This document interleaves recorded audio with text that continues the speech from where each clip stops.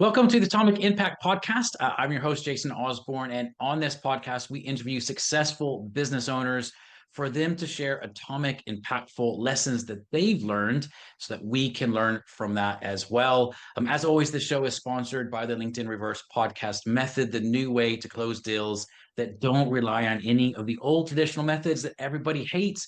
We use this method to book up to 26 qualified leads and get sales calls in 10 days without any ad spend, outreach, or endless social posting. To find out more, feel free to direct message me on LinkedIn at Jason A. Osborn, and you can find that link in the show notes below. Today's guest I'm very excited about is Scott Russell. He's the owner of Scott Russell & Co., where he coaches entrepreneurs, business owners on how to exit their business. He's done this 5 times himself and now coaches others how to do that. So Scott, welcome to the show, man. It's absolutely my pleasure, Jason, to be on the show. Amazing, amazing. Well, one of the questions I always start off with, and I'm very curious because you have, as I said earlier, and you told me as well, you've built and sold 5 businesses already that are quite well known if we knew where they began and all that. But here's the question for you, Scott. If you were to somehow transport yourself back, time machine, go back to the younger version of yourself, maybe the first business that you launched, and you were a little bit green behind the ears, maybe a little bit naive in what to expect in running a business, what would be your biggest piece of your of advice that you'd give your younger version of yourself that would have maybe stopped a lot of heartache and pain and unnecessary challenges that you faced? It's a very good question, actually, Jason, and I have the pleasure of being a radio host as well. And I asked this question to my guest yesterday: what advice would you give to your 15-year-old son? And it really resonated with me. And I think the way it was explained, how you have 2 ears and you have 1 mouth. And when you're first starting out in business, you just want to shout about everything, and you just want to, push out the positivity. And sometimes you miss buying signals. So I think that the advice to my young self would be probably to listen more and talk a Mm. little less, really. Amazing, amazing. I'd love to dive a little bit further in that. I was actually on a call with some of my own clients, and they were asking lots of questions around this as well. When you say miss buying signals, what are some of the key things that people often miss? And I'll kind of do like a follow-up question with this as well, is why do we often miss those things? Why do we miss those buying signals? I think we're predisposed to be able to get as much information on the table as we can. And when you've got a brilliant product or a service and you just want to show all the benefits, you want to show everything, you're excited. It's your baby. You've founded this business, and you want to get it all out on the table. And sometimes you're missing the buying signals. There's a saying that we say, always be closing, always try to close that deal. But sometimes the best way to close a deal is not to say anything and let the Yeah. client then close themselves. Yeah, yeah, absolutely. I think for me, I don't know a lot of people, that was a really challenging lesson to learn when I was younger, because what feels like, you know, minutes or hours is only like maybe 10 seconds. But the silence, we're not used to having that silence, and we try to fill that void with stuff. And I know that's killed many deals for me because I just interjected and not let people kind of think through that process. Um, what's been? Do you have any examples of where you've uh, done that process and spoken to people and just had that silence, let them think through? Maybe some key tips on what really helps close those types of deals and things. Well, I can probably flip that actually and say I can tell you quite a few examples where I've got it wrong. And Yeah. one of the big of getting it wrong is when you're selling a company, you're the founder. It's probably sometimes best to get someone else to pitch your business, not the founder, because the founder is integral. The founder has the connection. The founder has the relationships with the key clients, and that comes out in these meetings. And sometimes it's best not to say anything, because the client isn't buying you. They're buying your business. So if it's a big deal and you're looking to sell your business, then have an advisor, have someone there that you trust that can articulate all the positivity. It's really important. but Mm. we have to take you out of that process. And that's really tough for an entrepreneur when they're selling a company. Yeah, interesting, interesting. When it comes to exiting a business, I know you just said a great piece of advice there. Oftentimes, it's the actual owner that doesn't need to be pitching it. But what are some key things that and I know you actually coach people through all of this, but what are some one or two top tips that you just see a lot of people make mistakes in, or if people are thinking about maybe growing a business exit, what are those initial first things to be looking at? If you ask an entrepreneur or a business owner, what is your most profitable product? What is your most profitable service? Sometimes they'll and ah, and they'll, well, it's an eclectic mix of this and it's an eclectic mix of that. But no, I want razor sharp answers here. I want to know what is the most profitable part of your business. Does it have reoccurring revenues? What's the contractual obligations? What's the stickiness of these products? Because when you're selling a company, they're not buying what you've done in the past. That's just an indication of the value. What they're looking to do is to see and leverage where you can take this business in the future. So it's a really expansive question, really. And also setting a goal as well. So many entrepreneurs and business people will not have a goal. They'll say loosely, "Yeah, I want to be happy. I want to be healthy. I want to lead a good life." But you've got to. It's like a sat nav, isn't it? When you get in your car, you set your sat nav, and the sat nav will take you where you need to go, and it will avoid traffic. It will avoid toll roads. It will find the short route, the long route. But so many business owners now don't turn that sat nav on. They just fly off piste. So unless you know where you want to go, you're not going to be able to track how to get there. Hmm.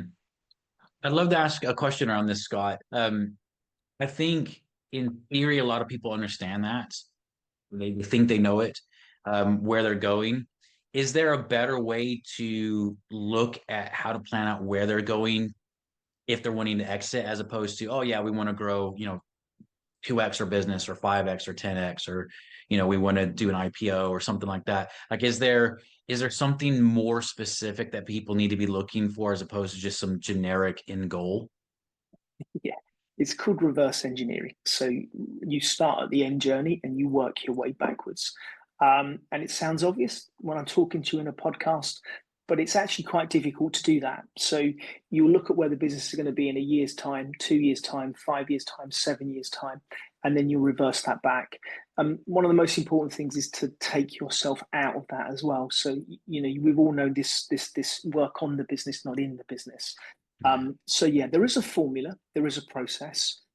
You've got to really buy into it. But if you reverse engineer your exit, you can put some pretty cast iron place in. And also, what's really important as well, so many entrepreneurs start off on this journey to sell a company. It could take 3 to 5 years. It could take 2 years. It's rarely do you set up a business and you sell it in a year and you sit on the beach sipping pina coladas. It just doesn't happen.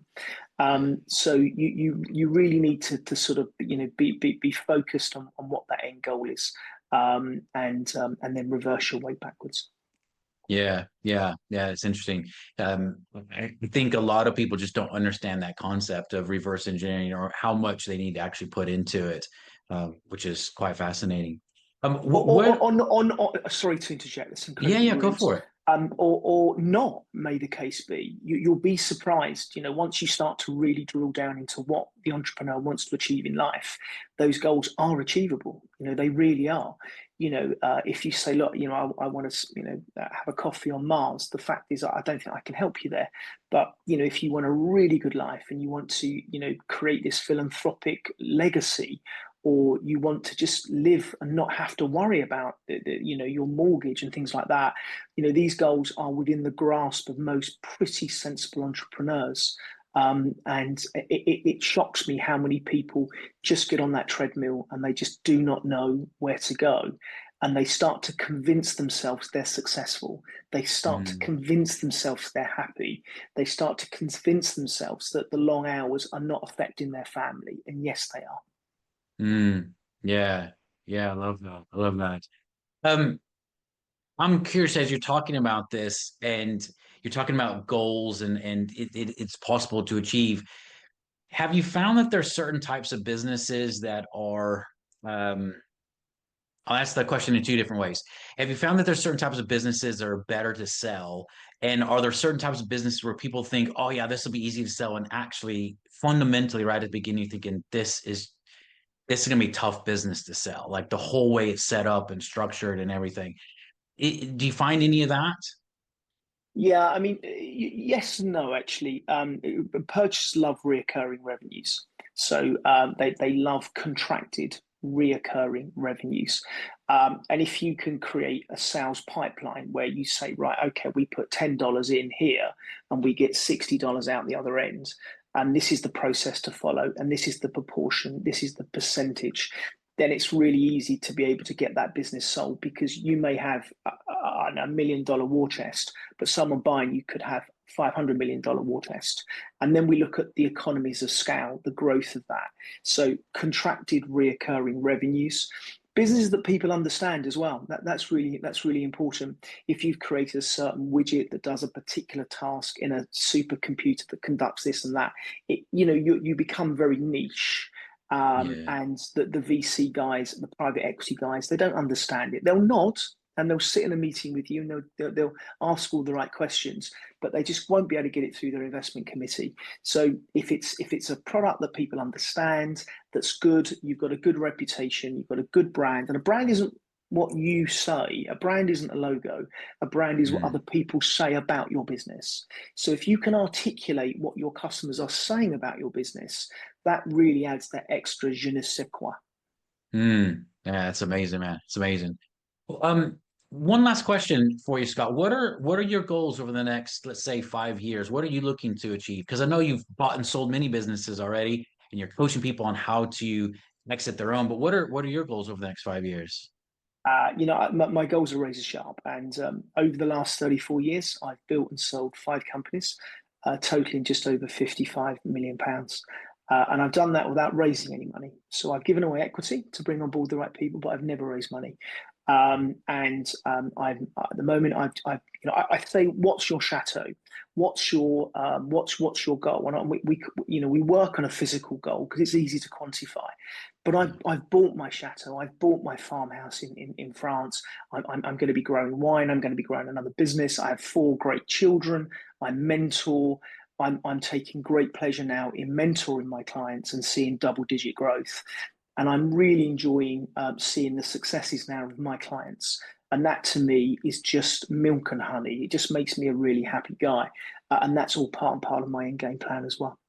That's amazing, man. That's fantastic. I love that. I love that. I love speaking to business owners and entrepreneurs that, they've succeeded in areas of their life, and now there's just giving back and helping people and coaching. Obviously, still being profitable yourself in what you're doing. But just giving back. It's absolutely amazing to hear what you're doing. So if people are curious about to get in touch with you or learn a little bit more how you can help them, what's the best way for them to get in touch with you?